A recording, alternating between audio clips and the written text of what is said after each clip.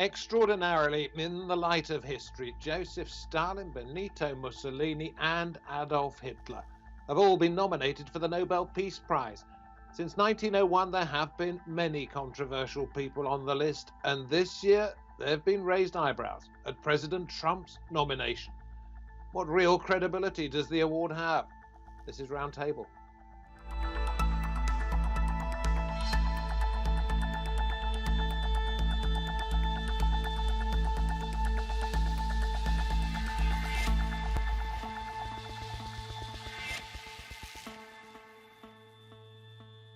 Welcome to the programme. I'm David Foster. Admittedly, Hitler's nomination was later said to be ironic, but each year the award has its critics. This Friday, we will learn the winner for 2020.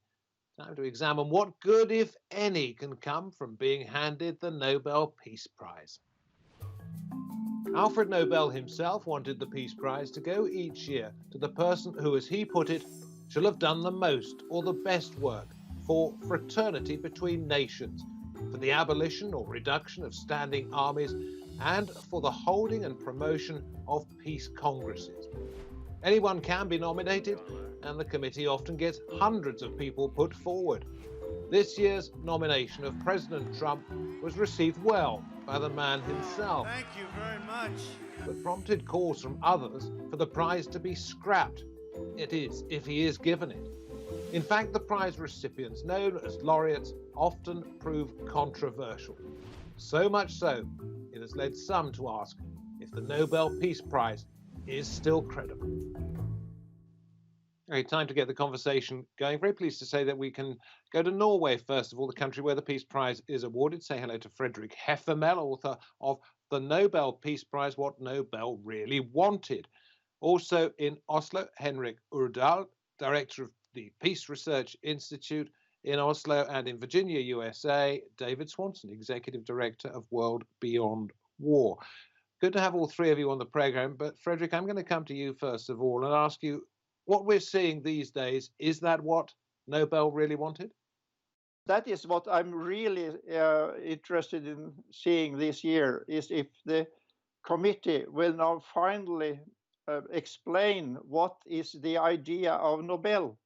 As long as they don't do that, and as long as they do not commit to an understanding, a specific understanding of the intention of Nobel, then it's their own intention, it's their own prize, it's an entirely Norwegian politician's enterprise.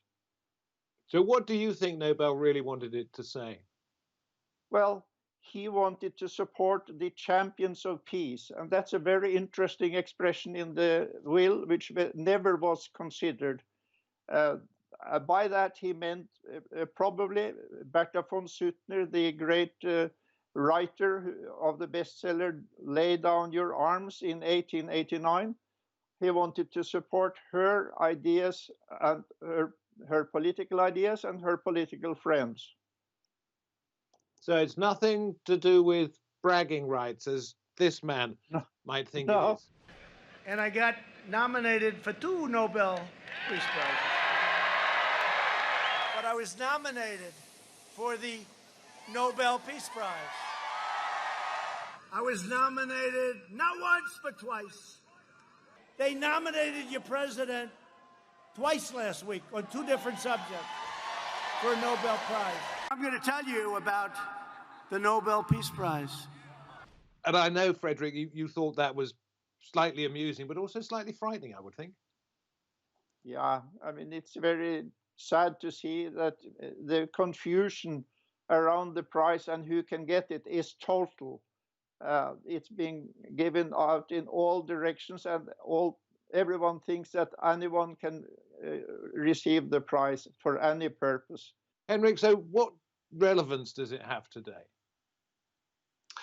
I think the prize in itself is considered the most important prize in the world. I think it's correct to say that there is a responsibility on the part of the Nobel Committee to make sure that they argue well for their prizes and that they're linked to the will of Alfred Nobel, as Fredrik says. At the same time, it's important to to also in that discussion acknowledge the way that we have to understand what Nobel said when he wrote his will and how that is interpreted today.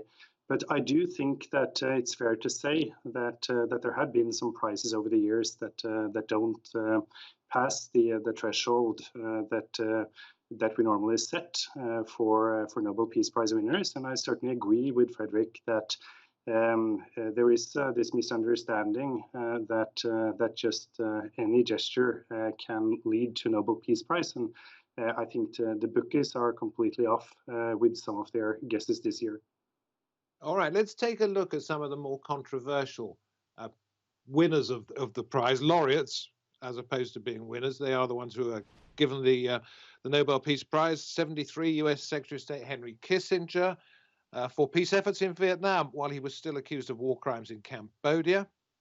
1991, Aung San Suu Kyi for democracy campaigning in Myanmar, later accused of violence against the Rohingya. 2009, Barack Obama, just 9 months into his presidency.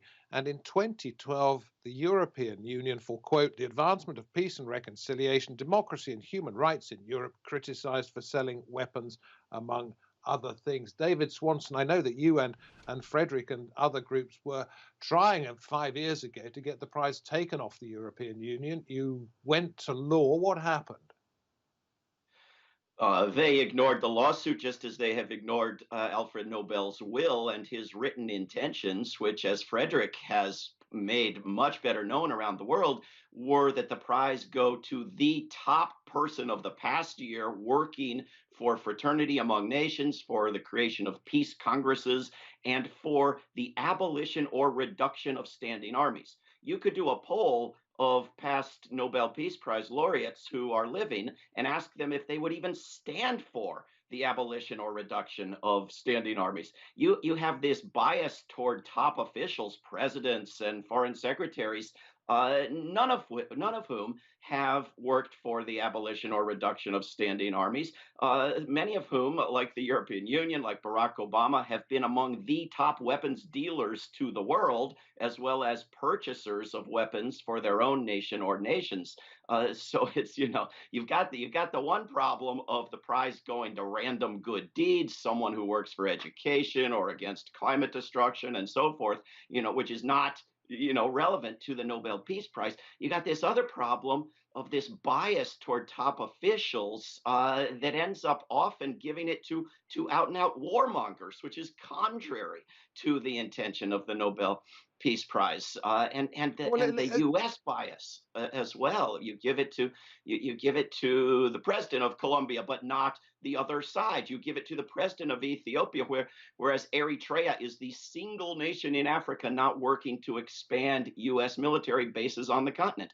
So there are several problems that combine together, and there is absolutely no shame. They still invite Henry Kissinger back to do events in Oslo. So, Henrik and Fredrik, let me throw this one at you. If, as David suggests, it is in fact more of a badge of shame than one of honor these days, why is it still so revered?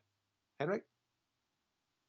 I still think that, so I agree with much of the criticism of the prizes that have been mentioned. I think there are some notable exceptions here on your list, and most notably Frederick de Klerk, who got it in 1994, shared with Mandela, who was the nonviolent champion. So I think there are some prizes that don't really stand the tear and wear of time. I do think that Aung San Suu Kyi, on the other hand, was a good prize in its time, and you cannot, of course, expect a committee to know what's gonna come down the road. But I very much see the point and agree with the fact that if you award something to a state leader, the risk is significant that the state leader is not going to be able to maintain the standards that are expected of them. It may still be right, but I think as a rule of thumb, it's quite problematic. But I do think that there have been some quite important prizes in recent years, and that the committee has been more careful to link it up to the the will of Alfred Nobel, and also that the more spectacular prizes of the past that I think are seen as problematic, including the ones to the EU and the Barack Obama, hopefully is something that's behind us. Fredrik, what good can come of being awarded the Nobel Peace Prize, being a laureate? What can you do afterwards? Well, obviously, you can do a whole lot, and there are even some of those many who should not have had the prize, who have afterwards been serving the Nobel ideas of a demilitarized world in a very good way, like Mairead Maguire is one good example. But you did not mention that you said I was author of the book on what Nobel really wanted, but I have just finished a book in Norwegian, which is here. It is a study of the and a further study of the interpretation of the will, and I have found that the committee has done one very major mistake, which is to act more as bureaucrats, picking the best in their opinion in the pile of received nominations. But the expectation in the will is that they should promote the idea of the will of a demilitarized world by cooperation and demilitarization of international affairs. But it is obvious that all the laureates who they speak of the experience of how important their voice has become afterwards, and how everyone listens to them. They become international great and famous figures with a lot of impact, but not for Nobel's idea. That is the problem. Okay, let me ask you. I mean, F.W. de Klerk was mentioned. So, David, let me come back to you and say, can you pick a standout best Peace Prize of all time winner, and perhaps the worst that there was? Oh, well, there have been many good ones, many deserving ones. Mairead Maguire, as Fredrik mentions, was at pushing least for peace in Northern Ireland. She was awarded it jointly, just for our viewers who don't know. She was pushing for peace in Northern Ireland and was awarded the prize jointly with another mother from the province. Yes, indeed. And she stands out in particular for all the work she's done since then with the power of holding up the Nobel Peace Prize and putting it to good use. And I think, giving the prize in 2017 to the campaign for the abolition of nuclear weapons was the best prize they have done in recent decades. I think in 2013 for the Organization for the Prohibition of Chemical Weapons also. But you'll notice that there's never anyone who wants to abolish all weapons. It's always particular weapons or particular atrocities. And it's, protesting for human rights in China is acceptable and somehow related to the Peace Prize, but someone like Edward Snowden or any protester of abuses, even war making by the United States, can't even get into Norway for fear of being extradited to the United States and put on trial. So the prize was actually supposed to go to someone like Mairead Maguire, who was working for peace and demilitarization and needed funding. This is the problem. The other problem with giving it to someone like the European Union, which could have much more funding simply by buying fewer weapons, right? So it's the idea that you're funding peace activism where the funding is needed has been completely lost. The idea that you're upholding someone who's little known and making them well known is the contrary of picking out a Barack Obama for the explicit reason that he'll attract the biggest crowd and the biggest funders, right? So that the whole idea has been lost. I think, Barack Obama in recent years stands out as the worst, in particular because they were giving the prize in hopes that he would do something in the future. And it's true. Yes, I understand that. There's a lot of talk about that at the time. So if Barack Obama is perhaps the worst that you can think of, let me throw this out to our other two guests and say, if Donald Trump becomes a Nobel laureate, will that be a low point for the award, or in fact, should he be given credit for attempting to, and to some extent, bringing some semblance of order to the Middle East with his deal to make Israel and the UAE and Bahrain closer? Henrik. The price is. Yeah, no, I think he will set a new low standard by far.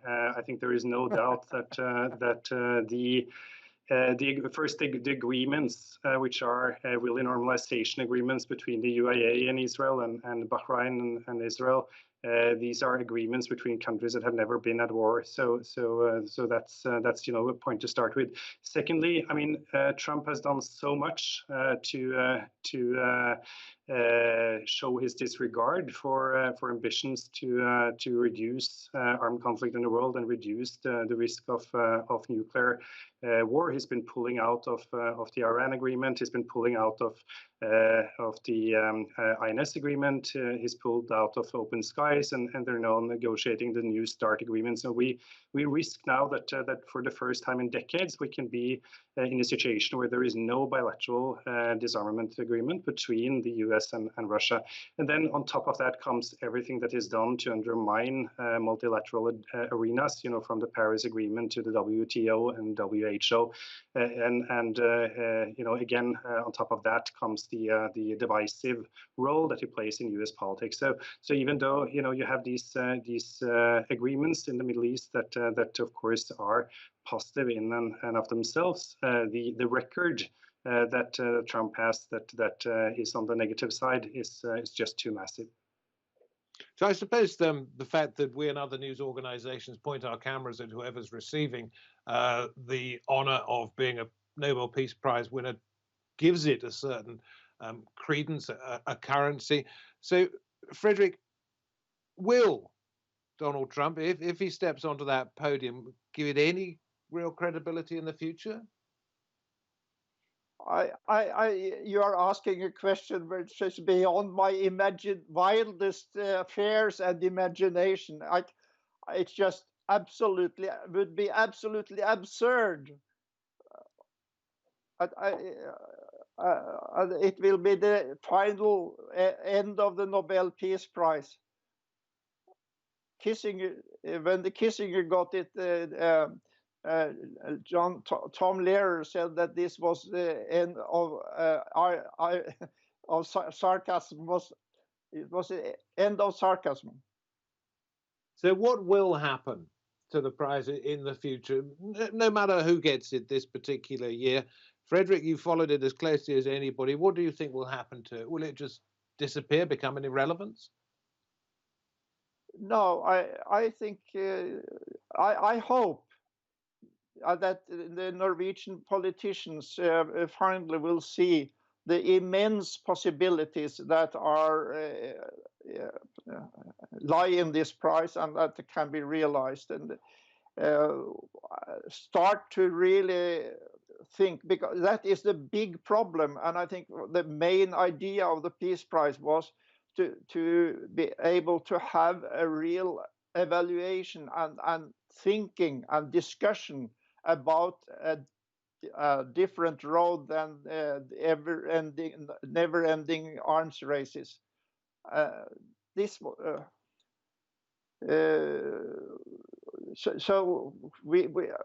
big problem is that we have a monopoly in the world of opinions and meanings, which means that all those peace people and peace ideas that have existed. I found 115 of the best peacekeepers over 120 years hidden in the Nobel internal archives, which I was given access to.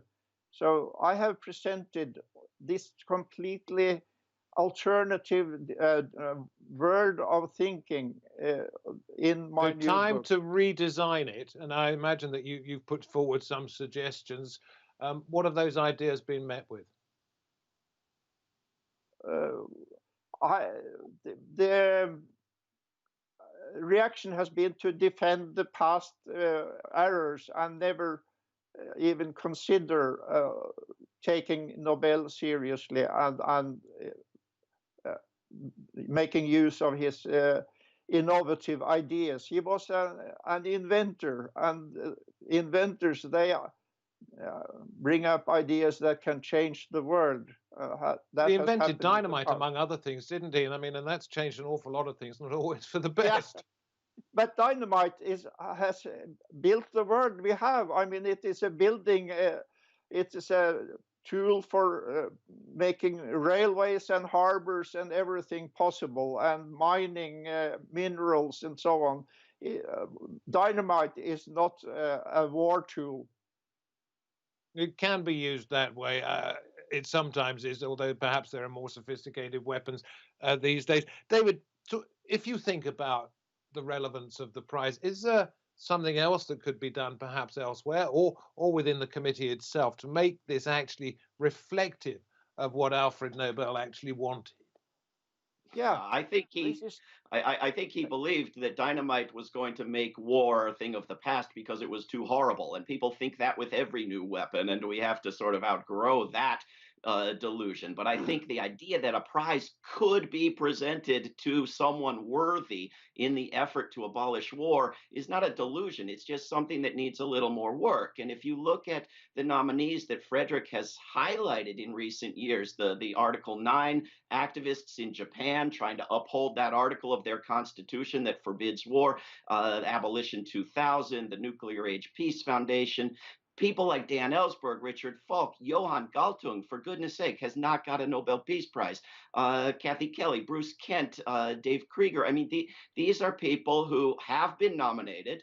I've been nominated. A nomination means nothing. There's no way in the world they're ever going to give it to Donald Trump, but it's more likely they would give it to Donald Trump than to any of these people who have been nominated who are actually worthy of it. So Henrik, sorry to cut you short, David. We're coming towards the end of the program. So, Henrik, a redesign is needed in what form? Well, I think we've seen some changes that I think move in the right direction. I think it's important that the committee is consisting not only of past politicians from the Norwegian Parliament. I think it's important that they're thinking about a variety of competence in the committee, and the current leader, who's an international lawyer, is I think taking the committee in the right direction. We also have a peace researcher, Henrik Urdal, who's the deputy head of the committee. So starting with moving away from what can sometimes be seen as Norwegian provincialism towards looking at competence among the members of the committee, I think is important. So the Norwegian Parliament, the Storting, is by the will is then mandated with naming the 5-member committee, but that doesn't necessarily mean that it should consist of representatives of different political parties. I think that's where we really have to start. Time perhaps to set up a competitive competition, if you like, to really take Nobel's values forward? Well, there's certainly competition out there in terms of the number of peace prizes. I believe more in trying to transform what we have rather than inventing something entirely new. But I do think that we are on a path which is more promising than we've seen with some of the prizes in the past. David, was that you, or was that you, Fredrik, trying to get a word in? Oh, just noting that there are prizes that are called the alternative Nobel Prizes, and they do a good job, but they don't have the same prestige, and there is still reason to reform the Nobel Peace Prize. Fredrik, final word. The best thing the committee could do if they want to promote Alfred Nobel's prize is to explain what the idea of the prize was. That will be a fantastic change for the better, and it absolutely essentially it happens, and that's what I'm looking forward to on this Friday. Should they explain that to the public or to the people who should already know that? The committee. They shall always mention it. That should be at the focus, because the task of the committee is not to just be bureaucrats picking a person. They shall promote the idea of the will, and therefore they have to first of all explain to the whole world what the intention of this operation is and what they want to happen in the world. And that immediately will have a lot of effect, because it makes a new discussion of international affairs possible. It makes it possible to discuss a demilitarized world, to start to count or check what all we can have to gain and all things that will be possible. It is a fantastic possibility. Thank you all very, very much indeed. Great to have you on the program. And thank you wherever you happen to be watching this edition of Roundtable. That is all we have time for. We hope to have your company next time. Until then, goodbye.